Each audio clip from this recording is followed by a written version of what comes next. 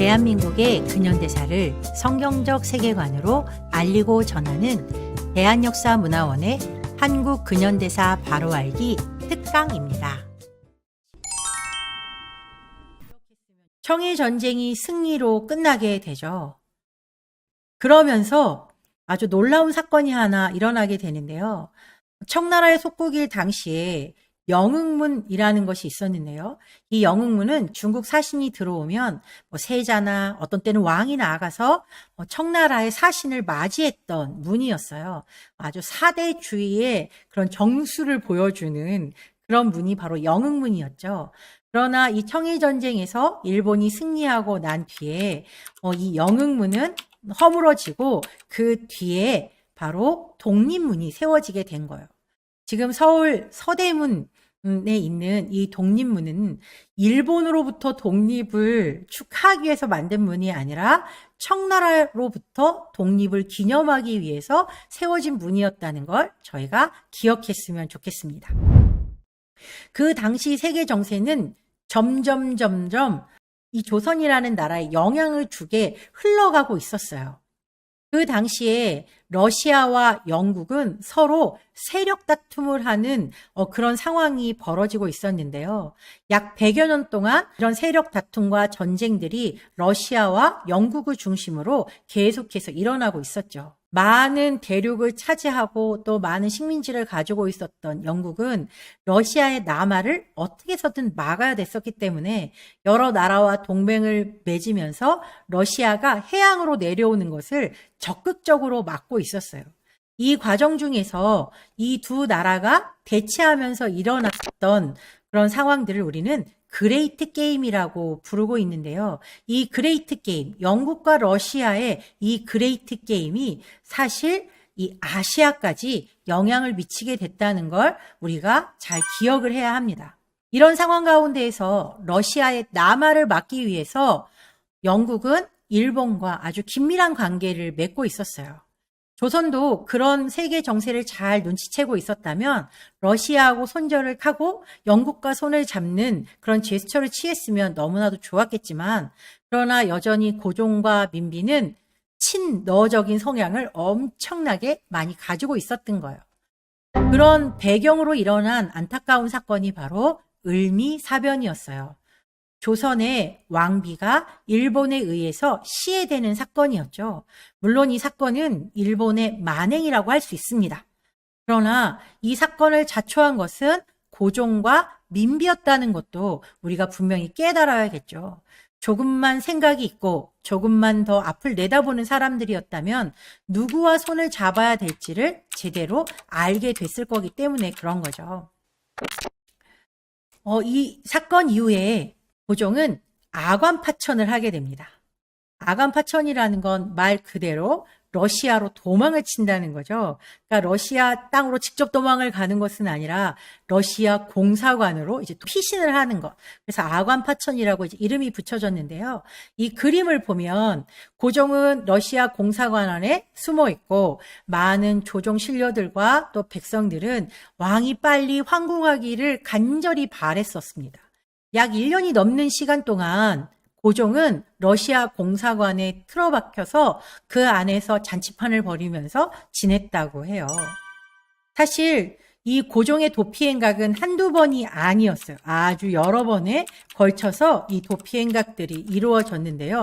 성공을 한 것은 1896년 2월에 했던 이 아관파천 뿐이었고 나머지는 시행을 못하거나 아니면 그 공사관들로부터 거부를 당하거나 실패하거나 이제 그랬던 상황이었어요. 우리가 이것만 보더라도 한 나라를 지키기 위해서 끝까지 그 자리를 지켜야 될 왕인 고종은 날마다 자기의 안위를 위해서 도망갈 궁리만을 하고 있었던 게 고종이었다는 것을 우리가 알게 되는 거죠. 그러니 그 밑에 백성으로 사는 사람들의 고통이 얼마나 컸을지 우리가 짐작해 볼 수 있습니다. 고종은 이제 나라의 이름을 바꿉니다. 조선이라는 나라에서 대한제국이라는 새 이름을 가지게 됐어요. 근데 중요한 것은 이름만 바꾼다고 그 사람의 생각과 정신이 다 바뀌는 것은 아니라는 거죠.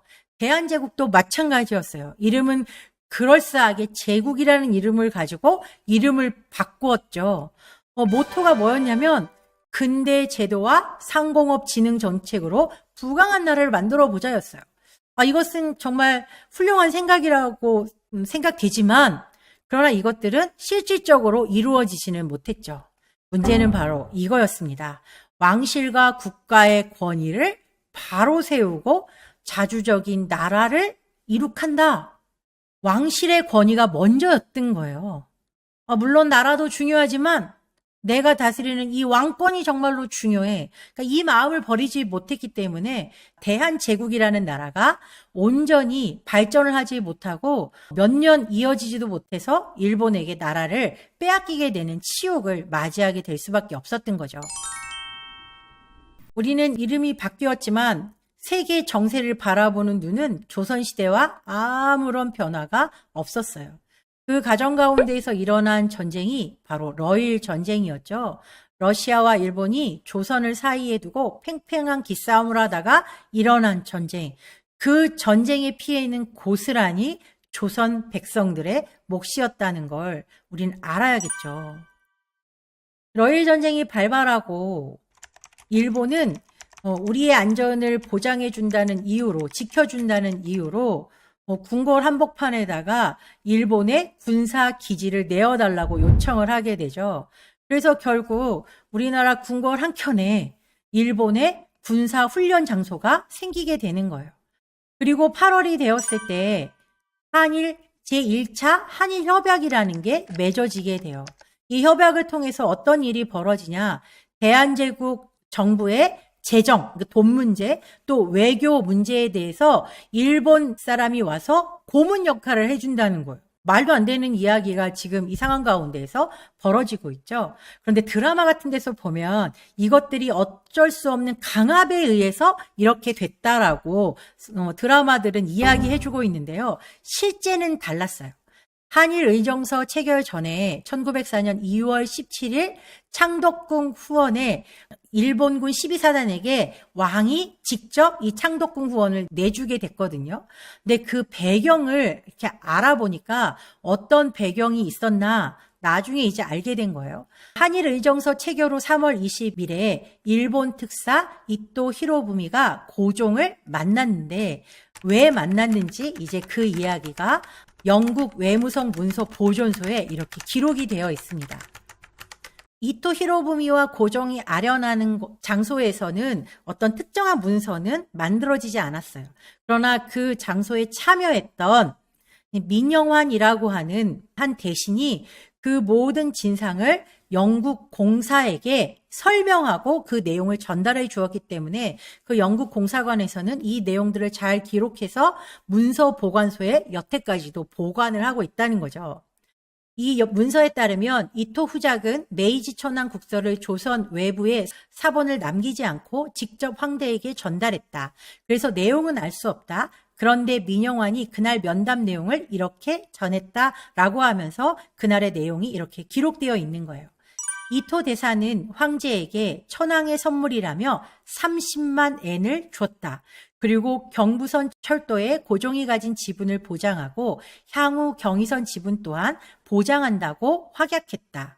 이토 후작은 같은 방식으로 50만 엔을 궁중 참석자에게 나눠주고 이번 방문 관계자들에게도 귀중품을 선물했다라고 말하고 있어요. 자, 여기서 말하는 30만 엔, 이것은 지금으로 말하면 약 400억의 가치가 있는 돈이죠. 이미 을사늑약 전부터 고종은 돈을 받고 나라를 팔아먹은 자였다는 걸 우리가 분명히 알아야 되는 거죠. 그리고 러일 전쟁이 끝나고 나서 드디어 을사늑약이 체결되게 되는데요. 러일 전쟁에서 승리한 일본이 외교권을 빼앗아가게 되는 아주 우리로서는 정말 수치스러운 조약이 이제 맺어지게 된 거죠. 그런데 문제는 뭐였었냐? 이 을사늑약에는 고종이 돈을 받아챙긴 정황이 있다는 거예요. 고종이 2만 원의 나라를 팔아 넘겼다는 걸 우리가 분명히 기억해야 되는 거죠. 우리는 이완용이 나라를 팔아먹었다고 생각을 하잖아요. 근데 그렇지 않았다는 거죠. 을사조약 6일 전에 일본으로부터 돈을 받은 고종 황제라고 여기에 기록이 되어 있죠. 주한 일본 공사였던 하야시 곤스케가 을사조약 전에 대한제국 황제와 대신들에게 지급한 비밀 기록이 일본 공사관 기록에 남아 있는 거예요. 어떻게 되어 있냐? 지난달 4일자 기밀 제119호로서 보호권 확립에 관한 조약 체결을 위하여 무엇인가 비용을 필요로 하겠기에 기밀비 10만 원을 송부하여 위의 목적에 지출하는 훈시를 받았습니다. 그러니까 이 을사득약 전에 뭔가 돈을 좀 써가지고 이 조약이 매끄럽게 되기 위해서 일본에서는 돈을 써서 이렇게 하라고 했다는 그 지시가 내려왔다는 이야기를 하고 있는 거죠. 그래서 어떻게 했냐. 신협약 체결 전에 있어서는 당장 이토 대사 내한의 즈음에 궁중 내탕금이 궁핍한 상태라는 것을 탐지했기 때문에 대사 접대용 비용에 충당하는 명의 아래 2만 원을 심상훈을 거쳐 황제의 수중에 납입시키고 라고 되어 있어요.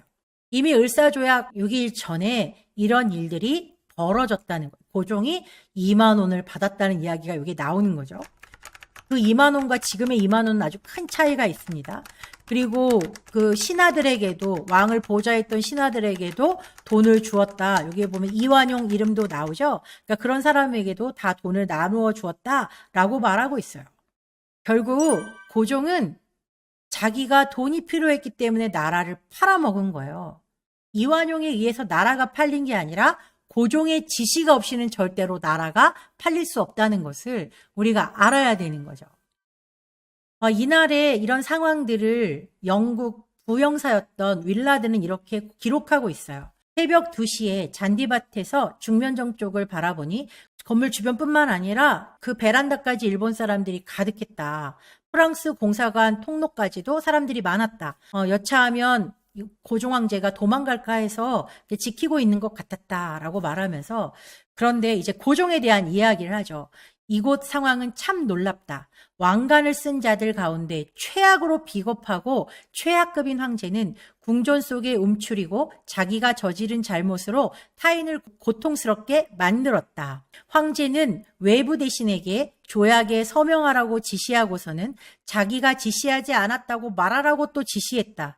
그러니까 이완용한테 너 가서 서명하고 와 라고 말을 한 거예요. 그러면서 뭐라고 하냐면 내가 하라고 했다고는 절대로 말하지 마. 너 혼자 한 거야? 라고 말하고 했다는 거예요.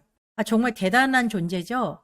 한규설이라는 대신은 회담장에서 쫓겨나는 일도 있었어요. 왜냐하면 고종한테 달려가서 이렇게 말했기 때문이에요. 제발 왕이시여 대신들로 하여금 나라를 배신하지 말게 하옵소서 라고 말한 거예요. 이렇게 하고 나서 3년령을 언도받았다고 하죠. 윌라드는 정말 마무리를 하면서 이런 이야기를 해요. 제일 얼토당토 아는 일은 저들은 무슨 일이 닥칠지 벌써 경고가 돼 있었고 그래서 늦기 전에 이 사태가 오지 않도록 충고를 받았다는 사실이다. 이미 알고 있었다는 거예요. 많은 외국의 사신들이 와서 이러면 안 된다. 지금은 세계 정세상 이렇게 해야 된다는 걸 끊임없이 말해 주었지만 그 말에 귀를 기울이지 않았다는 거예요.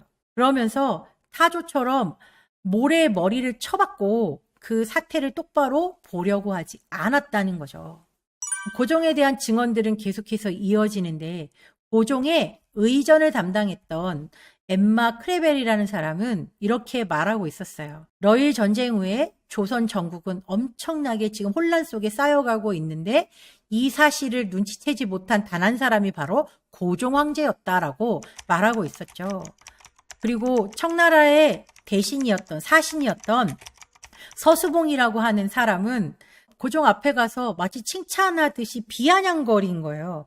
청나라는 매간매직을 한 지 10년도 안 돼 천하가 큰 난리를 겪고 위태롭게 됐는데 귀국은 매간매직을 30년이나 해도 옥자가 건재하다. 운수가 왕성하고 풍속이 아름답지 못하면 어찌 그리 될 수 있겠는가. 이것은 누가 들어도 지금 비아냥거리고 비꼬는 말이잖아요. 그런데 고종이 뭐라고 했냐면 크게 웃음을 터뜨리며 부끄러워할 줄 몰랐다고. 그렇지 뭐 우리나라가 원래 좀 그래. 그렇게 표현을 한 것 같아요. 그랬더니 서수붕이 밖으로 나와서 사람들에게 이 조선의 백성들 너무너무 슬픈 민족이다. 저런 왕을 왕으로 섬기고 있으니 정말 불쌍하다라고 표현을 할 만큼 고종은 정말 급이 다른 인간이었어요. 이 나라의 이러한 한탄스러울 정도의 상황은 무엇보다도 비양심적이고 부패한 관료 계층에게 그 원인이 있다라고 이제 말하고 있죠. 그러면서 이 나라에서는 거의 아무런 희망도 가질 수 없을 것이며 민중은 계속해서 비참한 상태에서 헤어나오지 못할 거다.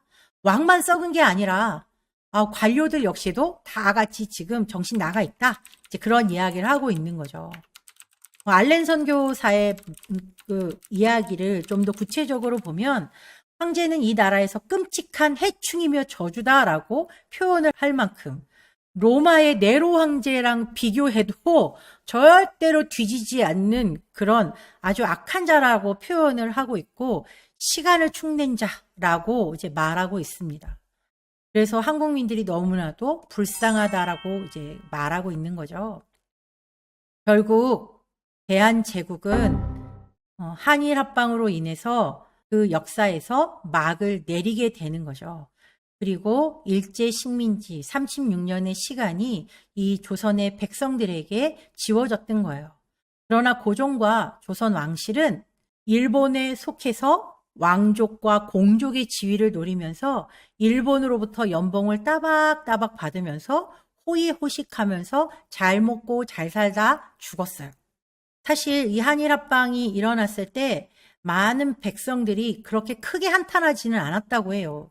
왜냐하면 고종보다 더 악한 상황이 있을까라고 사람들이 생각을 했던 거죠. 이만큼 왕 하나가 잘못 세워짐으로 말미암아서 조선의 백성들에게 드리워진 이 종의 몽에는 너무나도 무겁고 그 백성들 스스로 절대로 벗어날 수 없는 고통의 멍에였다는 걸 우리가 기억하면 좋을 것 같습니다.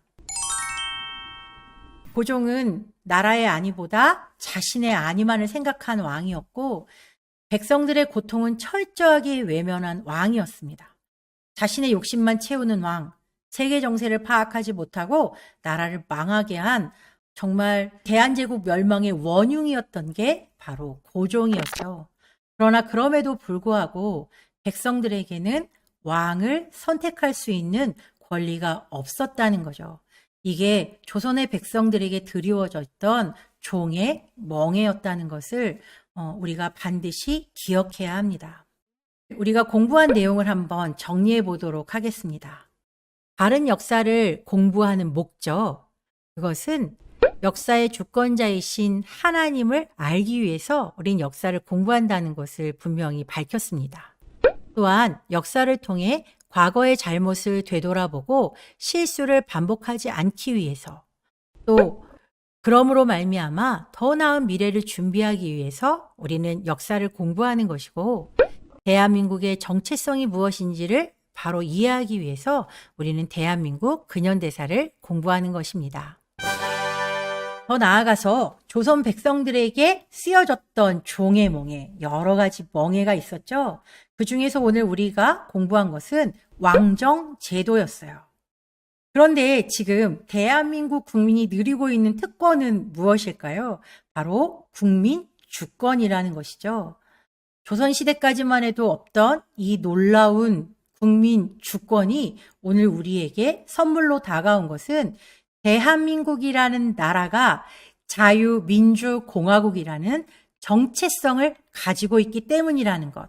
우리가 그것에 감사하면서 조선과 이 대한민국의 역사를 비교해 가면서 오늘 우리가 누리고 있는 자유의 소중한 가치에 대해서 감사하기를 간절히 소망합니다. 오늘의 공부는 여기서 마치겠습니다.